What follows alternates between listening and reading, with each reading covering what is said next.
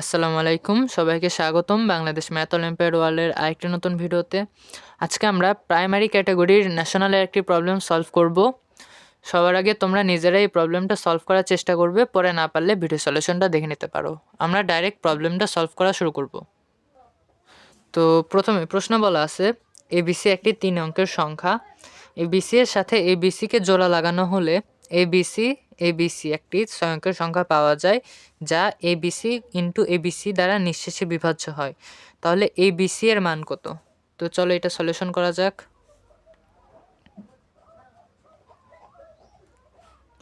দেখো, এখানে প্রথমে বলছে যে এবিসি একটা 3 অঙ্কের সংখ্যা, আর এবিসির সাথে এবিসি জোড়া লাগানো হয়েছে, তাহলে সংখ্যাটা দাঁড়ায় এবিসি। দেখো, এটার যদি তুমি স্থানীয় মান বের করো তাহলে সির জন্য পাবা শুধু সি একক, আর এটার জন্য বির জন্য পাবা 10b প্লাস, আর এর জন্য পাবা 100a। আর এটা যদি তুমি স্থানীয় মান করো তাহলে সির জন্য পাবা সি, আর বির জন্য পাবা 10b প্লাস এর জন্য পাবা 100a, আর সির জন্য পাবা, এটা হাজারের ঘরে আছে তাহলে 1000a 1000c প্লাস বির জন্য পাবা 10,000b, আর এর জন্য পাবা 1 লাখে। আচ্ছা আঁকলো না, নিচে রেখি 1 লাখে। আচ্ছা দেখো, এই প্রথম তিনটা থেকে কিন্তু 1000 কমন যায়, তো যদি আমরা কমন নিই 1000, শুধু 1000 কমন নিলাম, তাহলে এখানে থাকবে 100a প্লাস এখান থেকে 10b প্লাস এখান থেকে শুধু সি, আর লাস্টেও থাকে 100a plus 10b plus C.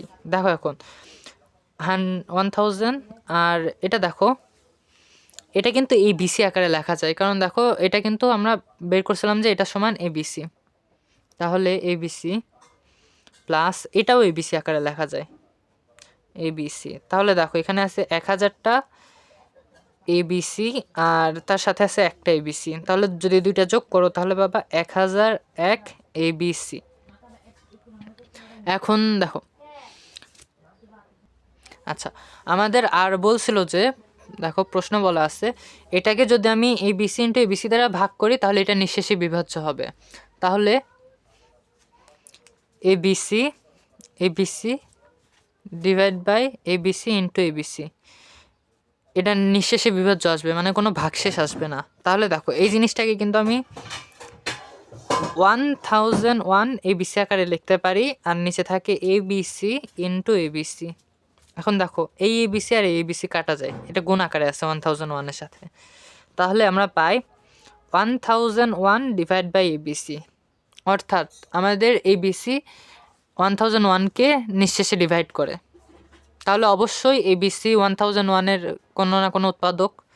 তো যখন 1001-এর উৎপাদক বের করবা, আচ্ছা তো 7 দিয়ে ডিভাইড করলে পাবা 143, এটা 11 দিয়ে ডিভাইড করলে পাবা 13, তাহলে এটার উৎপাদক সংখ্যা আছে 1001 ইকুয়াল 7 ইন্টু 11 ইন্টু 13। দেখো এগুলো প্রত্যেকটার পাওয়ার 1, তো এটার মোট উৎপাদক সংখ্যা এই পাওয়ারগুলোর সাথে একযোগ করে গুণ করতে হবে, তাহলে 1 + 1 ইন্টু 1 + 1 ইন্টু 1 + 1।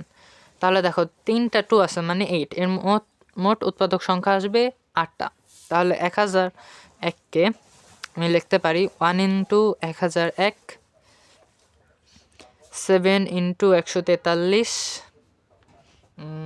তারপরে 11 ইন্টু 91, আরেকটা পাবো 13 ইন্টু 77। দেখো এই 8টাই উৎপাদক আছে 11-এর 1001-এর। আচ্ছা এই 8টার মধ্যে কেবলমাত্র 3 অঙ্কের আছে একটা, শুধুমাত্র এটা আছে 3 অঙ্কের এই 8টা উৎপাদকের মধ্যে। তো আমাদের সলিউশন এটা হইতেও পারে নাও হইতে পারে, এটার জন্য আমাদের চেক করা লাগবে যে এটা আসলে স্যাটিসফাই করে কিনা। তো দেখো এবিসি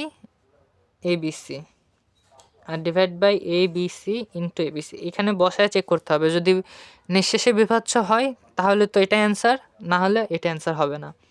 তাহলে এবিসি, তাহলে এর মান কত 1, বির মান কত 4 আর সির মান কত 3, তাহলে এখানে বসাই 143 ডিভাইড বাই 143 ইন্টু 143, তো 143 হোল স্কোয়ার এটা, তো এটা গুণ করলে পাবো 143 ইন্টু 143 924। আচ্ছা, তো এটা আসবে 17 আর ওইটা আসবে 3 4 1, তো 9 4 14, আচ্ছা এটা আসবে 143 আর নিচে আসবে 20,449। তো এটা যখন ভাগ করবা দেখবা যে ভাগফলটা আসতেছে 7, তো এটা তাহলে অবশ্যই নিঃশেষে বিভাজ্য। তাহলে আমাদের অ্যান্সারটা কত আসে, এবিসি ইকুয়ালস টু আসবে আমাদের 143 143। আর এটাই ছিল এই প্রবলেমের সলিউশন। ধন্যবাদ সবাইকে।